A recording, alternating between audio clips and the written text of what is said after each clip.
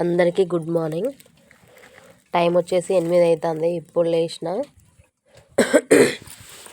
ఎందుకు ఇట్లా లేట్ అయింది అని అంటే, నేను నైట్ అయితే దుర్గామాతను అయితే చీరలు వేసిళ్ళు. 11 అయింది. 11 గంటల వరకు అక్కడనే ఉన్నాము. కానీ నాకు ఒకటి తెలిసింది ఏంటిది అని అంటే, నిన్న విజయదశమి కాబట్టి ఇక దుర్గామాత చనిపోయిందట.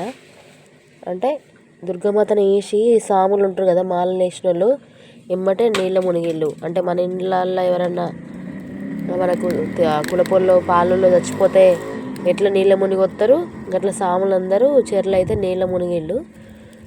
కానీ దేవుడు పోతుండైతే మస్తు బాధ అనిపించింది. చాలా మంది అయితే మస్తు ఇట్లా బాధపడ్డారు. ఎందుకంటే 9 రోజులు మంచిగా డ్యాన్సులు వేసి అందరికీ మస్తు మంచిగా జరుపుకున్నారు. ఆ చెరువు కాడికి కూడా ఒక దాదాపుగా చాలామంది, అంటే చాలామంది వచ్చిళ్ళు. 11 అయినా కూడా మస్తు మంది వచ్చిళ్ళు. ఎందుకు ఇంటికి పోయి వాడుకోనుడైనా పోయి చేసేది ఏమన్నా ఉందా అని మస్తు మంది అయితే చెరువు కన్నా అయితే ఉన్నారు.